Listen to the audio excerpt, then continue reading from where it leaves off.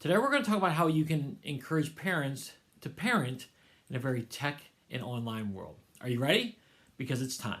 You're listening to the Church Digital Sidekick Podcast, part of the TCD Podcast Network. Hey heroes, my name is Tom Pounder, and this is the Church Digital Sidekick Podcast. This is the podcast where I bring on ministry leaders and we talk about how you can do ministry more effectively in this very digital and online world. And let's just be honest, parenting is really hard. I have 4 of my own, and parenting is very hard. When they're very little, they're hard. When they're older, it's hard. It just looks different older than it does younger. And one of the things that makes it look a little bit different is technology. Again, parenting is hard. Technology makes it a little bit harder. So how do you parent in this very tech world? And how can you, as a minister, whether you're an online minister, family minister, children's minister, student minister, how can you encourage parents to parent in this very digital and online world? Well, that's what we're going to talk about today, because I have my friend Matt McKee in. Matt's been on the podcast before, but a number of years ago. He is an entrepreneur, and he is a guy who loves helping people with technology, in particular with parents with technology. He's got a great Facebook group that I'm going to highlight in the show notes and that we're going to talk about actually in the interview. But he also has lots of different resources that will help parents parent in a very tech and digital world. So how can you do it? That's what Matt and I talk about in today's interview. But before we do that, I just want to highlight theChurch.digital. At theChurch.digital, we've got lots of different resources, blogs, podcasts. We've got coaching and cohorts, all the different tools that will help you in your ministry minister to those in this very digital and online world. So I really encourage you to check out theChurch.digital. I've got the links in the show notes, but about different coaching, different podcasts that you can check out, all designed to help you in your ministry world. And so we would love for you to check out theChurch.digital today. All right, so now let's get in the interview right now with Matt McKee and learn how we can equip and help parents parent in this very digital and online world. All right, with me right now is Matt McKee. Matt, how are you? I'm good, Tom. Thanks so much for having me today. I love being able to hang out with you and talk about tech, because that's what we do these days. That's right. We're on tech right now, and that's kind of what we do. When I even first met you, I'll ask you to introduce yourself for anybody who may not know who you are, but when I first met you, it was through Orange, and but you were always very tech guy. Like I think the first time I met you, you were all into tech and everything, and I looked at you and I was like, oh, like you're awesome. So that's funny. Back I stood in line for the very first iPhone back in 2007, and I hacked it. I was running an app store on it before the app store ever opened up. I used to run a app company where we built thousands of apps, in a very short amount of time. And I've been in the intersection of ministry and technology, and really just trying to think through the question of how do you leverage innovation for the sake of good? Yeah. And that question really has driven me in a bunch of different directions, not only helping churches and nonprofits, but also helping parents. I try to deal with technology and anybody else that's like, hey, I've helped a bunch of different corporations and stuff too. But at the heart of it all, it really is, how do you leverage innovation for the sake of good? And I think if more people are trying to answer that question, like yourself, because Tom, you are as well, I think our world would be a much better place. Yeah, I think a lot of times people tend to be a little bit afraid of technology and look for all the bad things. And what I like is to look for the good things, but you're actually doing some really awesome things, and you've been doing awesome things for a while. So why don't you tell people a little bit about what you do right now? Yeah, so I work with a company called Bark. Bark is an artificial intelligence company that does parental controls and parental intelligence. And what I mean by that is, not only can it block and filter and put time limits on stuff, but it really is giving you insights into a bunch of different things that your kids could be doing online or experiencing online, such as, here's an alert around cyberbullying or suicidal ideation, or even drug use, or all of these different things that could be objectionable or could be even obscene, like adult material that your kid could be, just curious. they come along and they find it, and then you're sending an alert that says, hey, here's what they saw, and here's the conversation to have after it. So it's been a journey, to say the least, because that product is for families, but then there's also a product for schools and for education, and it now covers over 6 million kids throughout the U.S., which is something that very proud of, to say that we're keeping that many kids safe, but also as it grows and as it expands, it's pretty exciting. Yeah, see, that's awesome. And you were actually part of the first Circle launch, right? I mean, so yeah. Yeah, I've been in this space for quite some time. Yeah, there was a product called Circle with Disney. At that time, I was helping run basically a Shark Tank event, and I went out to go see if I could find a company that was doing something innovative in terms of parental controls.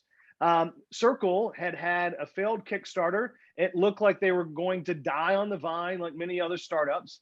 And I brought them to Atlanta, helped them raise their first round of funding, and then joined the founding team to then launch and do a deal with Disney and a bunch of other stuff. So yeah, that company put me in 18 different countries in like 2 years.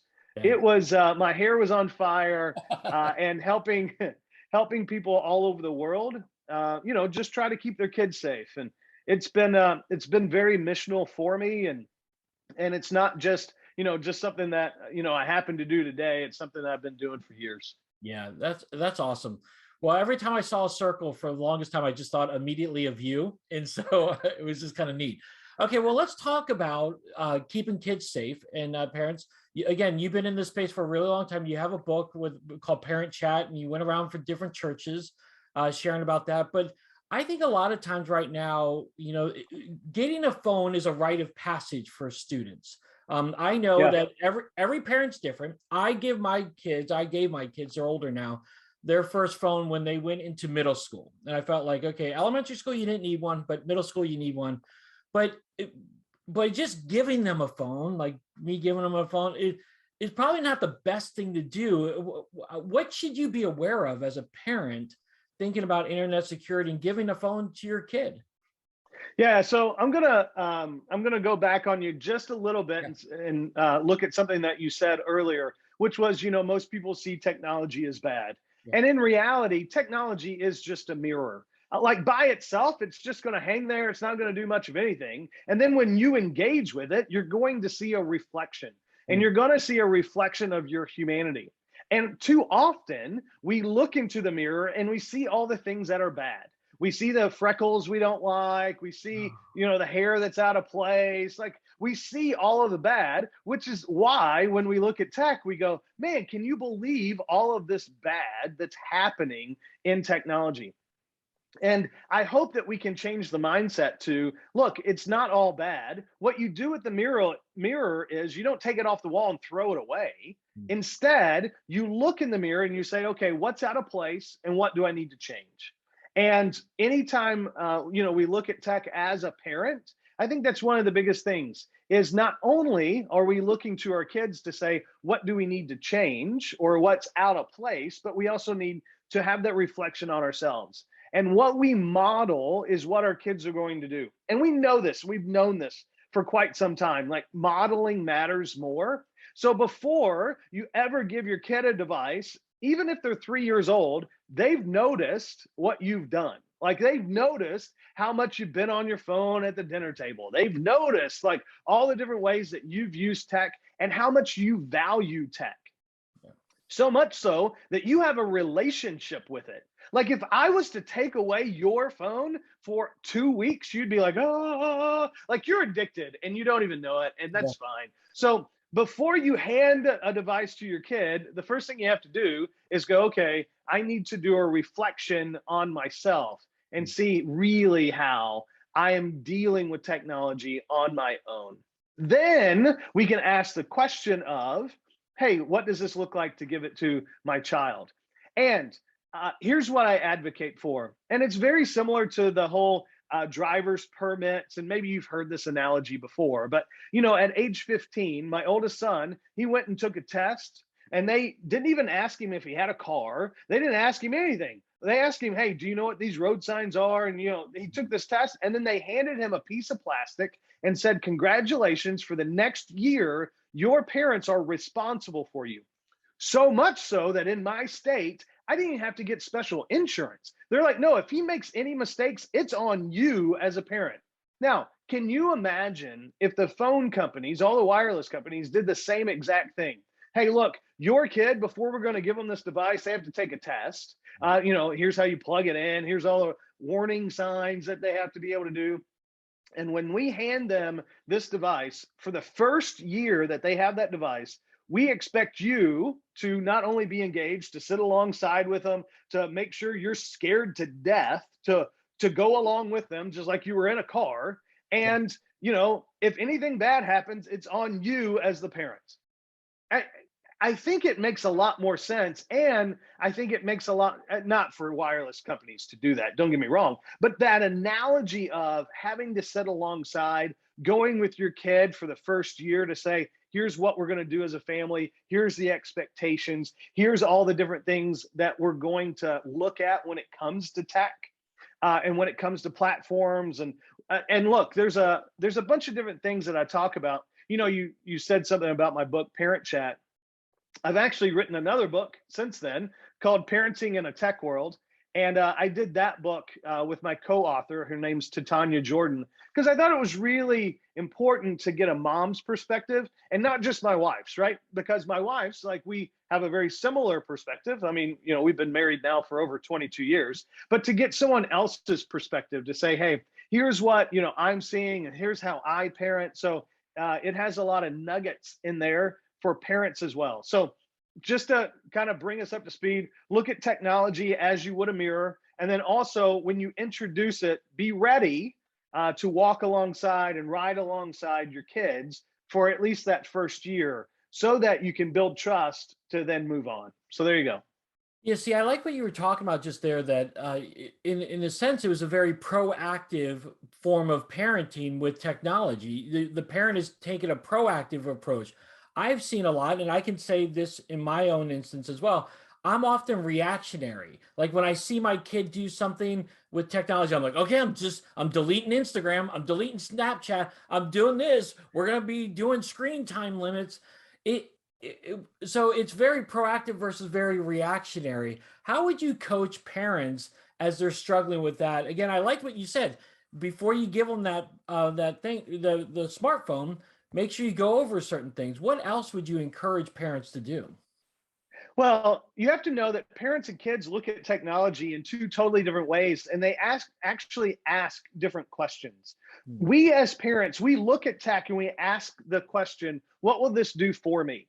Like, it's very effective, very efficient. It's one of those questions that actually has a purpose. Like, we look at technology with a purpose, and we want that purpose to help us be more effective and to be more efficient.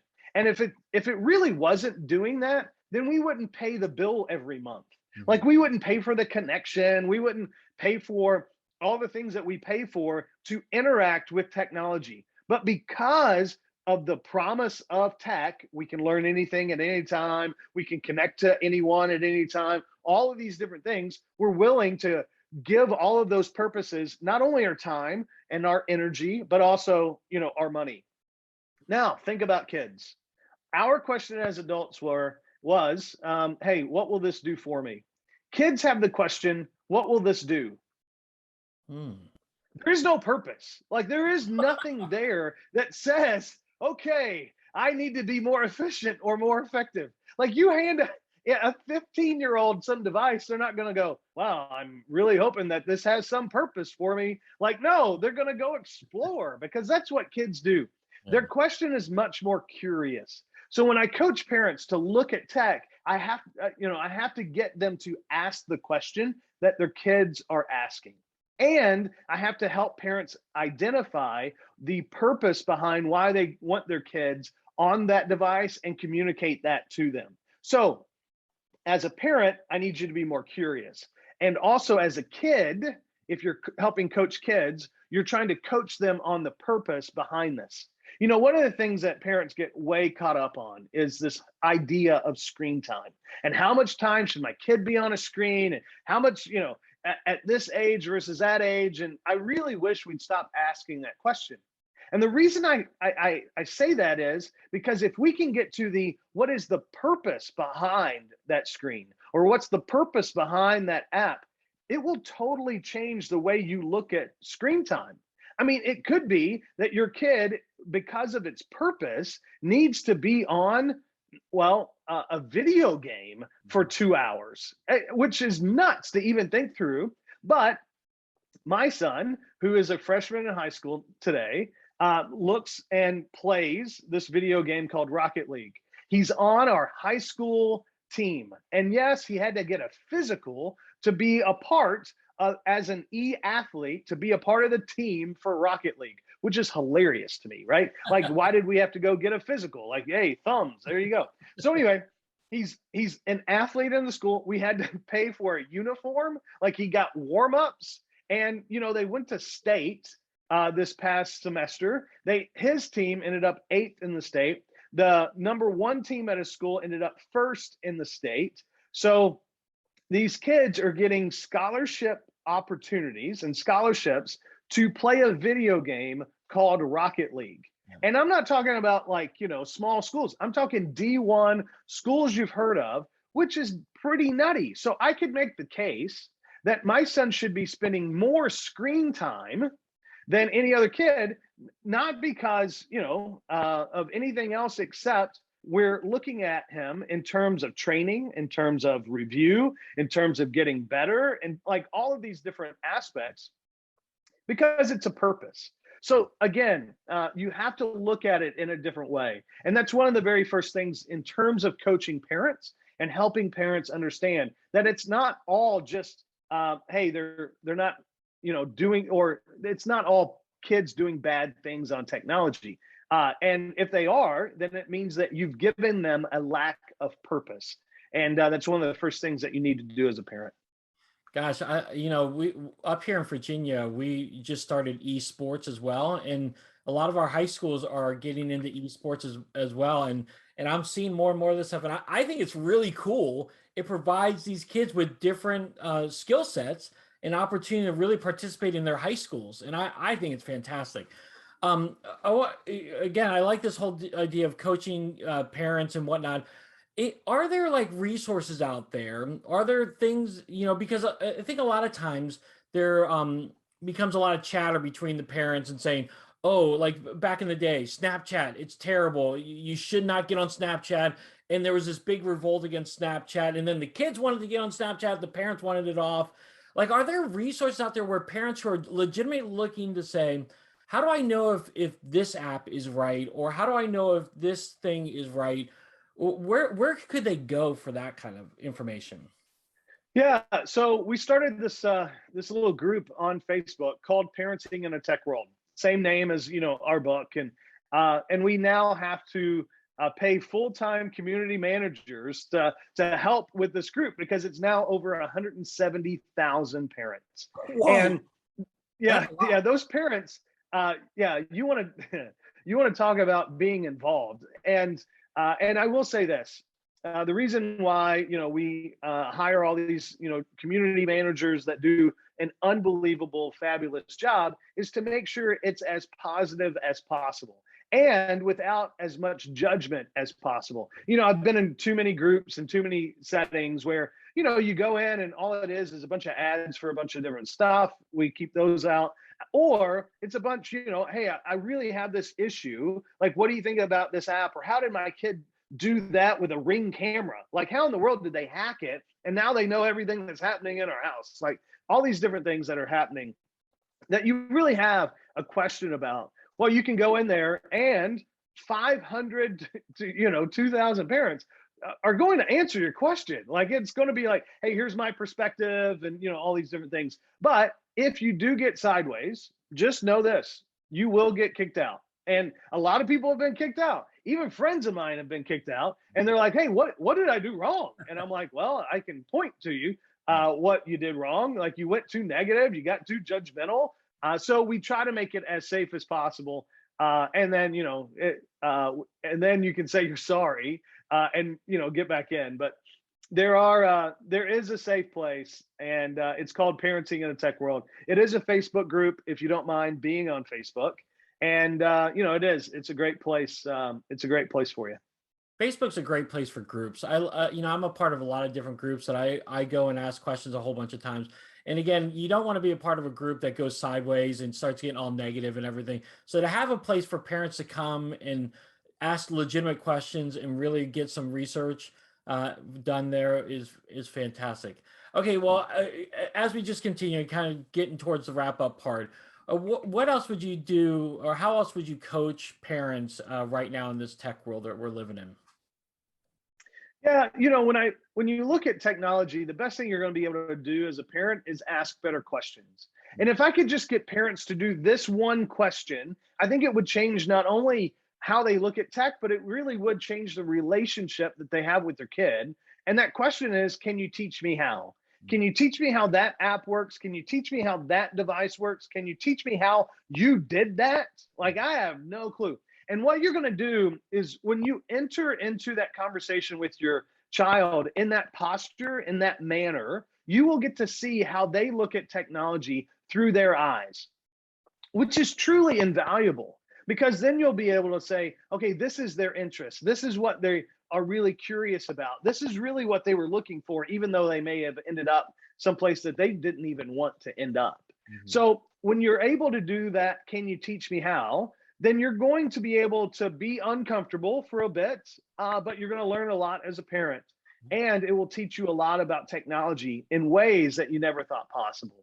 So that question, along with, hey, if you could create anything in the world, what would you create? If they're not creators, if you could collect anything in the world, what would you collect? And you're going to start a Pinterest board with them, and you're going to do things with your kid. Or if you could compete at anything in the world, what would you compete at? And don't be surprised if they do pick some game like Rocket League, or even Fortnite if they're old enough. And you look and you say, okay, I played the game. I ended up in a bush the whole time. Somehow I ended up third. I didn't even like the game, but at least I saw it through my kids' eyes, and I understand why they like it. Now, what are the parameters we need? And here's really the final thing for you. The goal for you as a parent and your kid when it comes to tech is for when they leave your house, yes, they should leave your house. When they leave your house, that they have self-identified what needs to be filtered, what needs to be blocked, and what needs to be limited. You can't do that for them. So when they're 8, you're going to be very directive.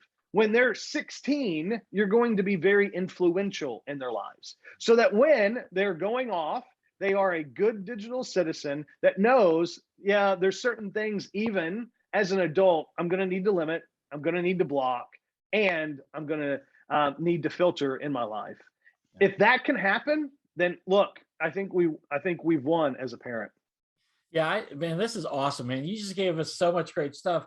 And I think it's funny too, because I'm the online guy at my church. I'm the tech guy. I consider myself more pastoral than I do online. And I love technology, but I've asked my girls many different times, hey, how do you do this on here? And I feel stupid in asking, because I'm supposed to know that stuff. But in reality, it actually creates a good time for me to have a conversation with my daughters. And again, then it could create shared experiences. I know that, one of my daughters likes to play Xbox, and she plays Madden football. And I will sit down and watch her play, and she really enjoys me watching her play. And I think we can become a part of those experiences, and it can really take our relationship to a whole different level. And they know that they can appreciate us a little bit more. So, yeah. Yeah, for sure. Yeah. Well, Matt, this has been awesome. I could probably talk to you for a really, really, really long time. But where can people find you coming up? Give me your social media stuff. And also, I know you're speaking at Orange. So give me a highlight about what you're going to be talking about at Orange. Yeah, so you can find me, Matt McKee, MattMckee, on Twitter, on Instagram. I'm putting daily content out there for parents, so they can, kind of wrestle with this thing called parenting in the tech world. You can look us up at parenting.tech. It's not .com, parenting.tech. You can find out about our book and a bunch of other resources. We actually have a master course that Orange put out through their Parent Q, store. You can find that there. And look, we did over 2 hours of video. It's a 60-page workbook. Like, if you're really like, I want to solve this, that's for you. Like, go get the master course. Again, it's called Parenting in a Tech World. I am going to be speaking at Orange. I'm actually going to be speaking at a bunch of different churches around. So if your church is interested, Tanya, Jordan, and I, my co-author, we're going to different schools, different churches coming up. We're fairly booked over the next couple months, and which is exciting. I mean, you never know where you're going to find us. And what's nuts, this topic is so cool that Tanya is she's been on Good Morning America now, I think 3 times this year, the Today Show, Wall Street Journal, like all these different places.